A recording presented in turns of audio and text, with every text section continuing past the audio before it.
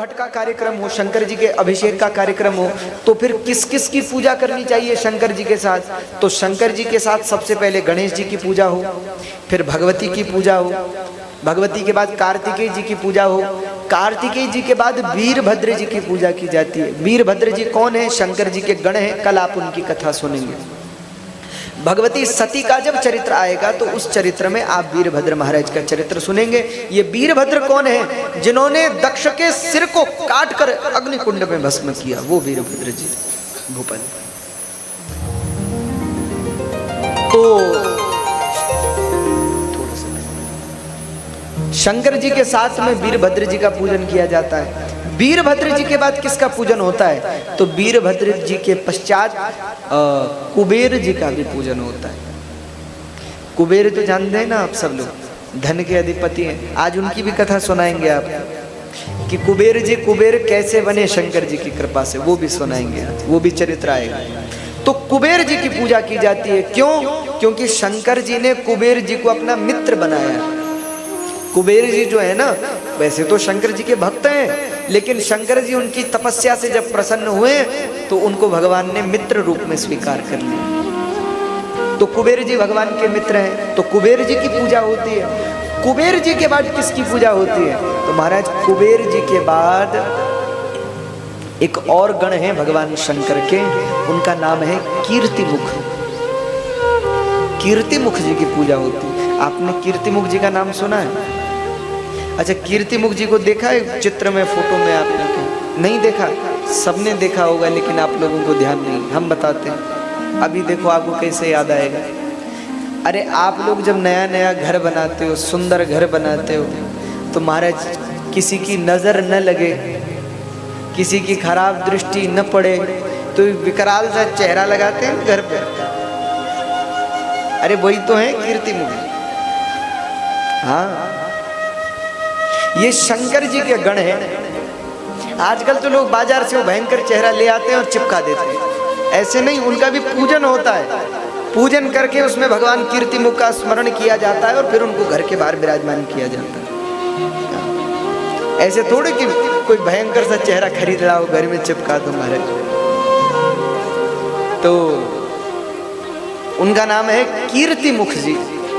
उनका मुख ही मुख है और शरीर नहीं है। उसके पीछे भी एक कथा है, अब सुन लो। कहते हैं भगवान शंकर ने एक बार ध्यान में बैठे थे और ध्यान में एकाएक भगवान शंकर, कुछ घटना घटी होगी तो भगवान शंकर को कुछ क्रोध आ गया और भगवान शंकर के क्रोध से एक गण की उत्पत्ति हुई। उनका नाम है कीर्तिमुख। बोले श्री कीर्तिमुख महाराज की। अब कीर्तिमुख जी प्रकट हो गए। अब थोड़ी देर बाद शंकर जी तो शांत हो गए। अब कीर्तिमुख जी हाथ जोड़े खड़े हैं कि प्रभु कुछ सेवा। शंकर जी ने कहा भैया अब तो हमारा क्रोध शांत हो गया, कोई सेवा नहीं, जाओ आनंद करो, गणों के साथ, हमारे और गण हैं उनके साथ लग जाओ। कीर्तिमुख जी बोले ठीक है, पर प्रभु मुझे बहुत भूख लगी है। भूख लगी है तो क्या करें? क्या खाओगे भैया? फल लोगे, फलाहार करोगे, मेवा मिष्ठान लोगे, मिठाई, क्या क्या मंगवाए?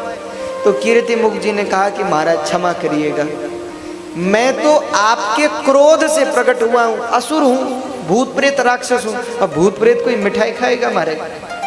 तो क्या लोगे तुम? बोले महाराज हम तो मांस भक्षी हैं, हम तो मांस भक्षण करते हैं। शंकर जी ने कहा भैया ये सब हमारे पास नहीं है, कुछ और फल इत्यादि लेना है तो बोलो। नहीं नहीं महाराज हमको तो मांस ही भक्षी, हम वही खाते हैं। तो शंकर जी चुप हो गए, आंख बंद करके बैठ गए। अब कीर्तिमुख जी भी खड़े हो गए कि शायद शंकर जी को सोच रहे होंगे, पर 10-5 मिनट हुए शंकर जी कुछ नहीं बोले। तो कीर्तिमुख जी फिर बोले प्रभु। शंकर जी बोले क्या हुआ? महाराज भूख लगी है। शंकर जी बोले चुप हो जाओ, बैठ जाओ। बैठ गए कीर्तिमुख जी। फिर शंकर जी ध्यान में चले गए। 5-10 मिनट हुए, कीर्तिमुख जी फिर बोले प्रभु। अरे भैया क्या हुआ? प्रभु बड़ी भूख लगी है। अरे भैया बैठ जाओ, देखते हैं, सोचते हैं, बैठ जाओ। शंकर जी फिर ध्यान में चले गए। 10-5 मिनट कीर्तिमुख जी रुके। फिर महादेव, शंकर जी ने कहा हाँ बताओ भैया। अरे प्रभु हमको बहुत भूख लगी है, हमको कुछ दो। अब शंकर जी परेशान हो गए कीर्तिमुख जी से कि ये अच्छे प्रकट हो गए मारे, अब इनके लिए कहाँ से लाए। वो बार बार कहे महाराज भूख लगी हमें, भूख लगी हमें, भूख लगी है। तो शंकर जी को क्रोध आ गया। तो क्रोध आया तो शंकर जी ने क्रोध में भर के कह दिया कि इतनी भूख लगी है तो खुद को खा जाओ। कीर्तिमुख जी बोले ठीक है। अरे भैया हमारे महादेव की पहली आज्ञा खुद को खा जाओ, ठीक है। तो अपने ही शरीर के अंगों को खाने लगे कीर्तिमुख जी, और अपने शरीर के अंगों को खाते खाते महाराज केवल गर्दन भर बच गई, बाकी सब अपने शरीर को खा गए। और उसके बाद भी शंकर जी से बोले प्रभु भूख लगी। तो शंकर जी ने कहा भैया भगत तो हमारे बहुत हैं पर तुम जैसा कोई नहीं, हम तुम पे बहुत प्रसन्न हैं। बताओ हमारी एक आज्ञा के लिए खुद को ही खा गए, तो हम तुम पे प्रसन्न हैं, हम तुम्हें आशीर्वाद देते हैं। आज से जहाँ हमारी पूजा होगी वहाँ तुम्हारी पूजा होगी। लेकिन कीर्तिमुख जी ने कहा वो तो ठीक है पर प्रभु भूख लगी। शंकर जी ने कहा तो तुम्हारे लिए हम इंतजाम करते हैं। क्या इंतजाम करते हैं? अरे जो कोई हमारी पूजा करेगा, हमारे मंदिर में आएगा, हमारी सेवा करेगा, हम पे जल चढ़ाएगा, हमारी आरती पूजा करेगा, हमारा अभिषेक करेगा, उसके जीवन में जितने कष्ट हैं, जितने रोग हैं, जितने दुख हैं, जितने पाप हैं, उन सबको तुम खा जाना। तो कीर्तिमुख जी जो हैं वो शंकर जी के साथ रहते हैं। तो आप जब सब भक्त जाते हो ना भगवान शंकर पे जल चढ़ाने, उनकी आरती पूजा करने, तो शंकर जी की पूजा करते हो, गणों की पूजा करते हो, कीर्तिमुख जी की पूजा करते हो, तो हमारे जीवन के जितने पाप ताप कष्ट दुख हैं कीर्तिमुख जी उन सब का भक्षण कर जाते हैं हमारे। तो इसलिए शंकर जी के साथ कीर्तिमुख जी की भी पूजा करनी चाहिए। हाँ वही है सब काम करने वाले। तो कीर्तिमुख जी की पूजा होती है, और एक और गण की पूजा होती है, उनकी भी हम आगे कथा सुनेंगे। उनका नाम है बाणासुर। ये बाणासुर कौन है? तो रिश्ते में भगवान श्री कृष्ण के समधी भी लगते हैं, क्योंकि बाणासुर की बेटी उषा का विवाह भगवान के पौत्र यानी नाती अनिरुद्ध के साथ हुआ है, तो संबंधी भी हैं भगवान के, और भगवान शंकर के प्रिय गण भी हैं बाणासुर। तो महाराज बाणासुर की भी पूजा होती है। और तो शंकर जी के जलहरी शिवलिंग के और बिल्कुल सामने जलहरी के पास में एक और गण की पूजा होती है जिनका नाम है चंड। ये चंड नाम के गण कौन है? देखो हम लोग कहते हैं ना कि शिवलिंग पर जो फल चढ़ गया, शंकर जी का जो निर्माल्य है, निर्माल्य आप समझे, जलहरी के अंदर जो आ गया, आपने मिठाई रख दिया, आपने फल रख दिया, उसको प्रसाद के रूप में स्वीकार नहीं करना चाहिए। हाँ, उसको खाने वाले को बड़ा पाप लगता है।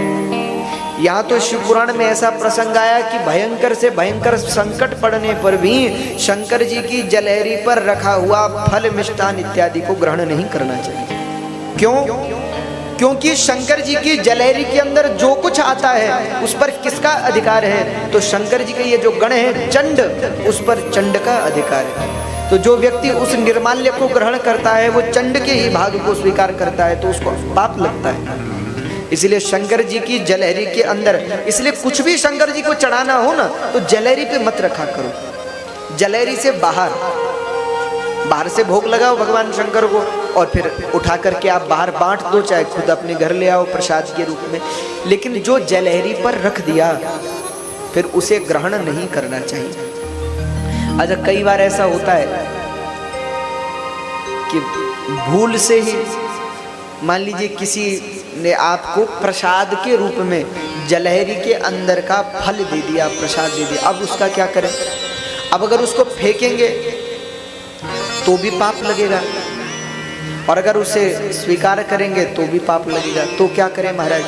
तो उसके दो उपाय हैं। या तो उसको नंदी को खिला दीजिए, यानी बैल कोई मिले आपको, गौ माता मिले उनको खिला दीजिए, और आपको कोई ना मिले और ऐसा लगे कि भैया हम ही पालें अब क्या करें, तो फिर एक उपाय उसका भी है, वो जो शंकर जी का निर्माल्य है उसका स्पर्श भगवान शालिग्राम से करवा दो।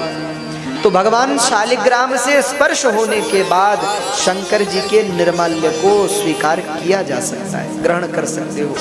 इसलिए जब कभी बड़ी मात्रा में शंकर जी का अर्चन होता है, फलों का श्रृंगार होता है शंकर जी का, या मेवा मिष्ठान का श्रृंगार होता है, तो शिवलिंग के ऊपर शालिग्राम भगवान को रखा जाता है। शालिग्राम भगवान को इसलिए रखा जाता है कि भाई जो कुछ शंकर जी पे चढ़े वो खराब ना हो, उसको और भक्त भी प्रसाद रूप से ले सके।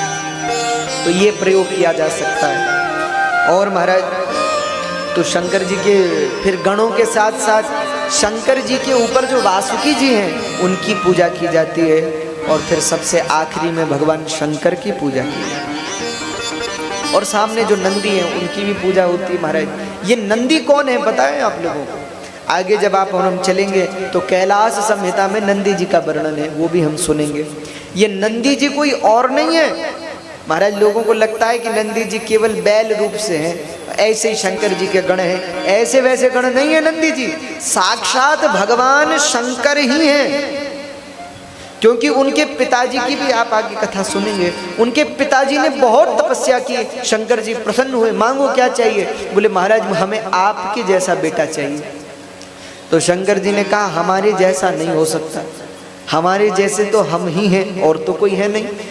तो उन्होंने कहा कि महाराज फिर आप ही आ जाओ। तो शंकर जी ने कहा कि हम आपके पुत्र के रूप में आएंगे। तो शंकर जी ने नंदी जी के रूप में अवतार लिया है। और नंदी जी 24 घंटे बैल रूप से नहीं रहते, वैसे मनुष्य के रूप में रहते हैं, शंकर जी की सेवा करते हैं। और जब शंकर जी को कहीं जाना होता है तो वृषभ रूप धारण करते हैं और अपने पीठ पर भगवान शंकर और गिरिजा को धारण करके फिर भगवान को लेकर चलते हैं। तो कहने का आशय क्या है? नंदी जी भी कौन है? साक्षात शिव ही है। अच्छा, शंकर जी के तेज को सहने की क्षमता केवल नंदी जी में और किसी में नहीं है। नंदी जी ही ऐसे हैं जो शिवलिंग के पास 24 घंटे रहते हैं, और किसी में क्षमता नहीं है जो शिव के तेज को सहन कर सके हमारे। तो नंदी जी भी साक्षात शंकर हैं, उनका भी पूजन करना चाहिए। जिस पर जिसके कुंडली में, जिसकी ग्रह दशाओं में किसी भी प्रकार से काल सर्प योग बन गया है। काल सर्प योग कैसे बनता है? कई लोग हमसे भी पूछते महाराज हमारी कुंडली में देखिए जरा, किसी ने कहा काल सर्प योग है, सच में है कि नहीं? तो हमने कहा भैया हमें क्या दिखाते हो, हम तुम्हें बता देते, तुम खुद देख लेना। तो कैसे देखते हैं महाराज काल सर्प योग? यदि राहु और केतु के मध्य में सारे ग्रह आ जाते हैं तो काल सर्प योग का निर्माण होता है। यानी राहु केतु के मध्य में सब ग्रह आ जाए, उनसे बाहर कोई ना हो, उनके बीच में सब ग्रह आ जाए तो काल सर्प योग का निर्माण होता है। तो काल सर्प योग में यह योग खराब योगों में गिना जाता है, अच्छा नहीं माना जाता। तो इसकी शांति के लिए क्या करें? तो इसकी शांति के लिए भगवान शंकर पर जो वासुकी जी हैं उनकी पूजा की जाती है, उनकी पूजा की जाती है। और चांदी के छोटे छोटे सर्प बना करके, नाग और नागिन दो जोड़ा बना करके शंकर जी पर उनकी पूजा करके उन्हें चढ़ाया जाता है, जिससे काल सर्प योग की भी शांति होती है। ये विधा है। तो भगवान शंकर के पूजन की विधा यहाँ बताई है। तो कहते हैं नित्य पूजा यथा शक्ति ध्वजादि कारणम तथा। जो व्यक्ति नित्य भगवान शंकर की गणों सहित पूजा करता है, भगवान शंकर की कृपा से भोग और मोक्ष को प्राप्त करता है, भगवान की अनंत कृपा को प्राप्त करता है। शंकर जी कहते हैं जो नित्य मेरी पूजा करता है महाराज, उसके अंदर ऐसा बल आ जाता है कि उसके दर्शन मात्र से अनेक पापों का क्षरण होता है। जो शंकर जी की नित्य पूजा करता हो, शिवलिंग का नित्य अर्चन करता हो, यदि कोई उसका भी दर्शन कर ले तो उसके दर्शन करने मात्र से ही मनुष्य के पाप नष्ट हो जाते हैं। इतनी महिमा है। तो शंकर जी की बढ़िया आरती करनी चाहिए, पूजा करनी चाहिए। और यहाँ कह रहे हैं लिंगम दर्शन मात्रम वा नियमेन शिव प्रदम। जो व्यक्ति नित्य अभिषेक भी न कर सके, कम से कम नित्य शंकर जी के शिवलिंग का दर्शन ही करे और एक लोटा जल चढ़ाए, तो भैया यहाँ श्री शिव महापुराण कह रहा है लिंगम दर्शन मात्रम वा नियमेन शिव प्रदम। भगवान शंकर कह रहे हैं जो नित्य मेरे शिवलिंग का दर्शन करता है और मुझ पर एक लोटा जल चढ़ाता है, मृत्यु के उपरांत वह मेरे ही चरणों को प्राप्त होता है, मेरे कैलाश को प्राप्त होता है, मेरी सन्निधि को प्राप्त होता है। इतनी महिमा कही। अब शिवलिंग भी जो हमने कहा था अनेक प्रकार का बनता है। अच्छा, आप सबको जानकर आश्चर्य होगा, फलों का भी शिवलिंग बनता है। हाँ, और गुड़ का भी शिवलिंग बनता है। गुड़ होता है ना, गुड़ को पिघलाकर उसे शिवलिंग की आकृति दे दी जाती है, उसका भी पूजन होता है। महाराज गुड़ेन नवनीतेन भस्मान नैर यथा रुचि। नवनीत यानी मक्खन, माखन का भी शिवलिंग बनाया जाता है। और हर शिवलिंग की एक अलग महिमा है। जो व्यक्ति स्वर्ण के शिवलिंग की पूजा करता है उसके घर पर लक्ष्मी का वास होता है।